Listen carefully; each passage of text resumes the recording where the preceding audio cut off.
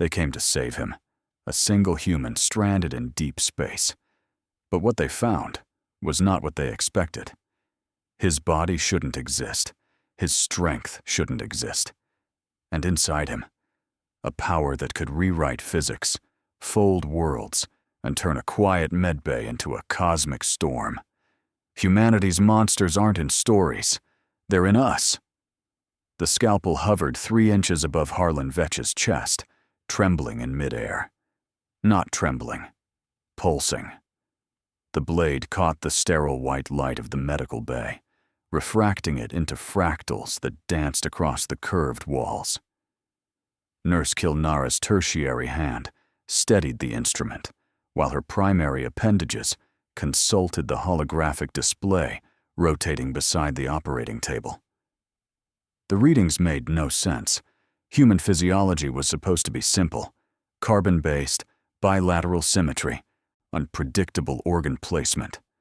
But this one, neural activity spiking in the abdominal cavity, Kilnara murmured, her translator rendering the clicks and whistles into flat, affectless words.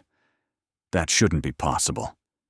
Beside her, Chief Physician Tormain leaned closer, his compound eyes adjusting focus with audible clicks.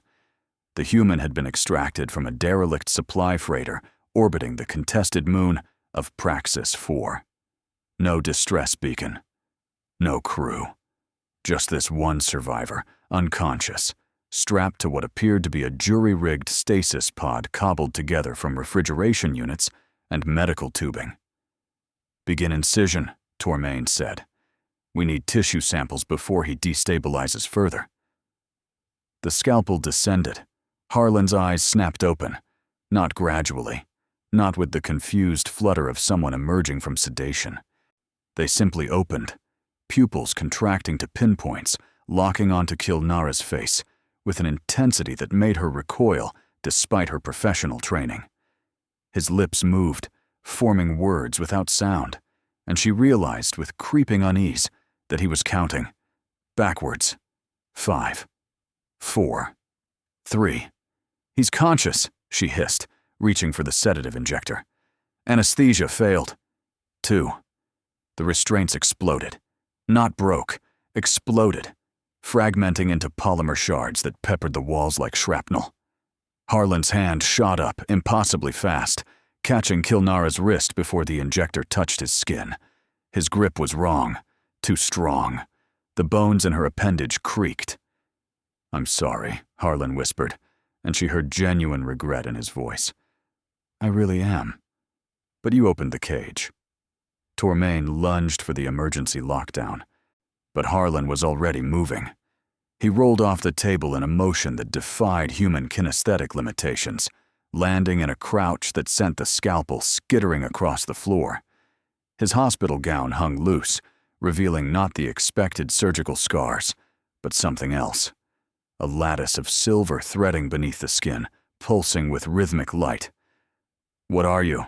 Tormain demanded, backing toward the comm panel. Harlan stood slowly, his posture shifting from defensive to something else. Apologetic?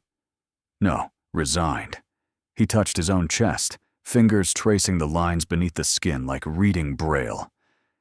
"You know how humans tell stories about Pandora's box?" He smiled, but it didn't reach his eyes. "We've been telling that one wrong for centuries. It wasn't about releasing evils into the world. Well, it was about containing them." The silver threads flared brighter. Kilnara's medical scanner shrieked warnings she'd never seen before, overlapping vital signatures, cascading cellular division, energy readings that spiked beyond the instrument's capacity to measure.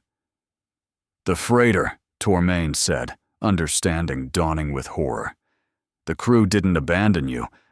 They made a choice." Harlan's voice carried weight that seemed to press against the walls. 53 people voted. 48 said to jettison me into the sun. 5 said that was murder. Democracy won by a landslide.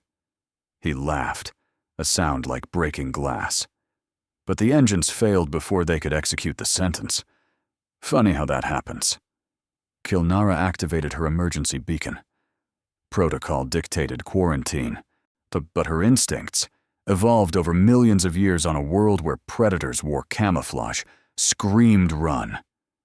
"What's inside you?" she asked. Harlan tilted his head, considering. When he spoke again, his voice had multiplied, harmonizing with itself in discordant intervals. "Inside? That's the thing about containers, nurse. Sometimes the question isn't what's inside. It's whether the container was meant to keep something in or keep everyone else out."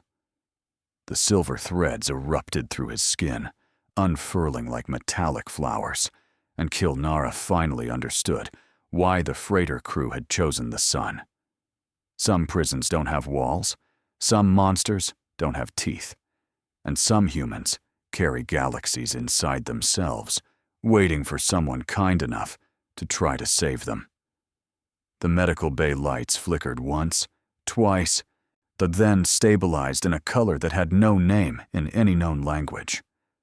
Harlan stood at the center, arms spread, and for just a moment, Kilnara saw through him, saw worlds folding and unfolding in impossible geometries, saw the spaces between atoms singing songs that rewrote physics, saw the terrible price of human curiosity when it reached too far into the dark. "I tried to warn them," he said softly, as the containment field around the medical bay began to crack. The last thing in the box wasn't hope.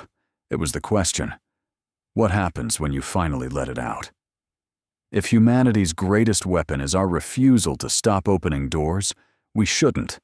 What does that make our greatest liability? Share your thoughts below.